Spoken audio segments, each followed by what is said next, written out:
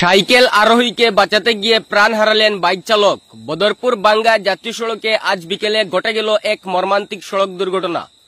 এক সাইকেল আরোহীকে বাঁচাতে গিয়ে বাইক নিয়ন্ত্রণ হারিয়ে ফেলে দুর্ঘটনার শিকার হন দুই যুবক। ঘটনাস্থলেই মৃত্যু হয় বাইক চালক বাঙ্গা গুরারি গ্রামের বাসিন্দা ফজল আহমেদের। গুরুতর আহত অবস্থার ওপর আরোহী জাবির আহমেদকে করিমগঞ্জ সিভিল হাসপাতালে ভর্তি করা হয়েছে।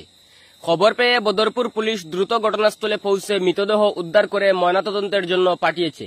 ঘটনায় এলাকায় শোকের ছায়া নেমে এসেছে। হঠাৎ দেখলাম একটা শব্দ করছে, শব্দ করার পরে আমরা একটু ওদিকে দূরে গেছি। যাওয়ার পরে দেখছি একটা বাইক, ওদিকে গিয়ে একদম একটা ছেলে একদম মাথার খুবই বেশি রক্ত, আর আরেকটা ছেলে রোডের মধ্যখানে পুরা বেশি অবস্থা খারাপ। এরপরে আমরা প্রয়োজনে মিলিয়ে ওই যে একটা ছেলে যেটা বাইকের কিনারে ছিল ওটারে আমরা উঠাইয়া হসপিটালে পাঠাইছি। আর অন্য যে ছেলেটা আসলো মধ্যখানো, এটা জায়গাতে স্পট ডেড হয়ে গেছে। অ্যাক্সিডেন্টটা আমরা যেখানে আসলে তার কাছে হয়েছিল, আর পরে তারা কইছে যে বাইকটা আইসে আওয়ার পরে ওখানে ব্রেক, বাইকটা পশ্চিম দিক থেকে না পূব দিকে আইসে, পুরো আমি পুরো ক্লিয়ার নাই। তো আওয়ার পরেও এখানে তারা আমি কি বলছি শব্দ করছে, শব্দ আমরা দৌড়ে গেছি। একজন মারা গেছে আর একজন অবস্থা খুবই মারাত্মক ইনজিওর্ড। তখন আমরা তারা উঠাইয়া একটা গাড়ি দিয়ে হসপিটাল পাঠাইছি।